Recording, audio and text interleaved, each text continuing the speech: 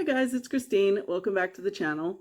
I feel like I've been talking about books an awful lot lately, so this week I'm going to change it up and we're going to do a movie review. I haven't done one in quite some time, so um, I'm going to be telling you about the movie Obsession. Now, this is a very popular movie. I'm sure most of you have probably already seen it, and if you haven't, you absolutely should. It's going to be pretty hard to beat this one. It is one of my favorite movies of the year so far. I really just loved it.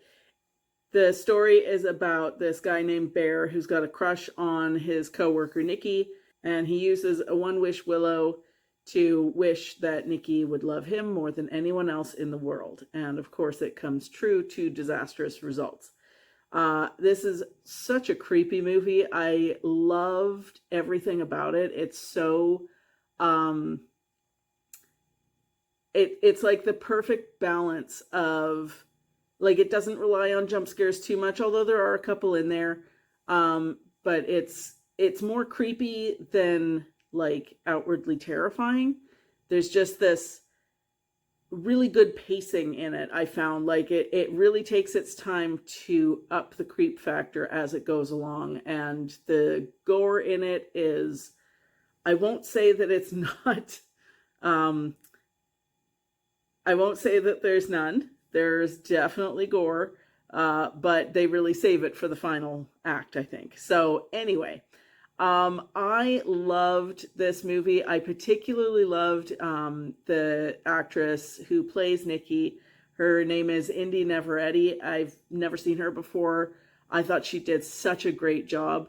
And I'm really hoping that come Oscar time, it'll see some love. I don't know that it will, because again, as I've said before, the Oscars really do not care for genre movies. They don't like anything that's not just straight up drama. So we'll see. But it absolutely deserves it. And I think particularly Indy Neveretti should get something.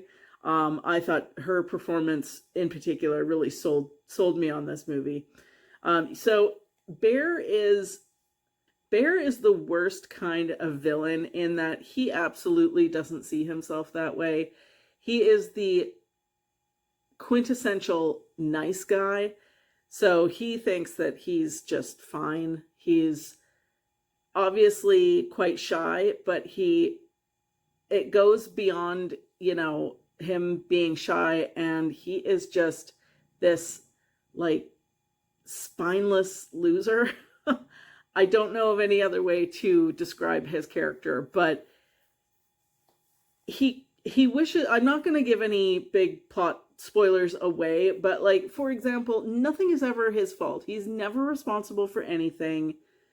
Everything is always somebody else's fault. The movie opens with his cat dying because it got into some leftover medication of his grandmother's because he lives in her house. And like, he doesn't say, he doesn't even take responsibility for that. Like, you can hear him say, how did you get into these? Like, how, like, it's the cat's fault, like, he can't take care of anything. Nothing's ever his fault. And so when he wishes that Nikki would love him, and she then starts to become obsessed with him to a scary degree, it's, again, he doesn't think that he's done anything wrong.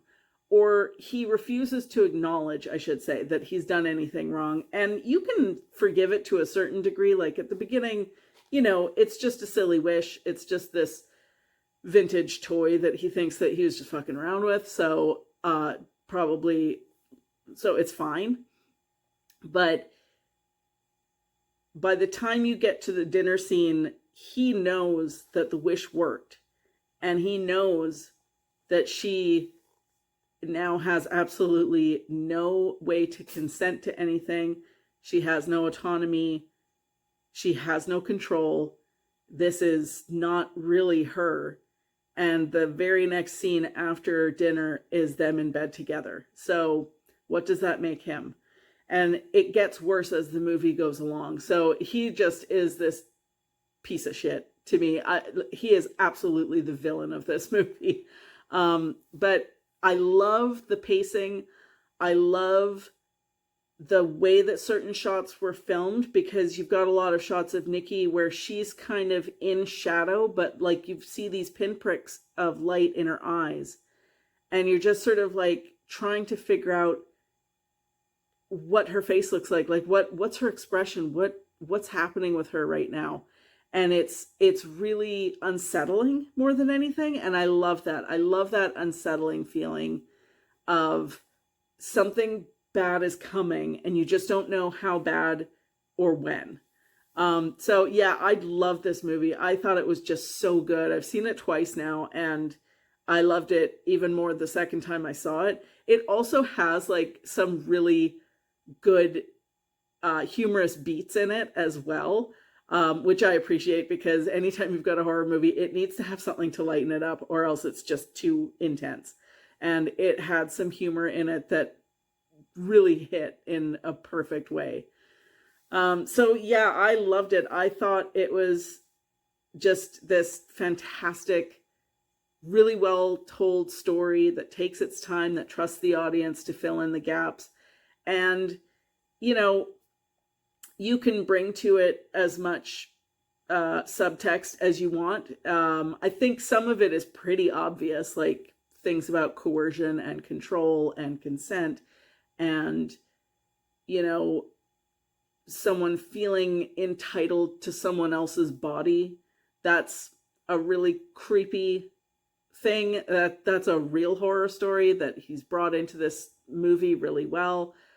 So yeah, you can just watch it as like a good scary movie, because it's got that too. Like there's some really fun, splashy, gory bits, and the resolution of this movie is absolutely pitch perfect. I loved it. It was so good.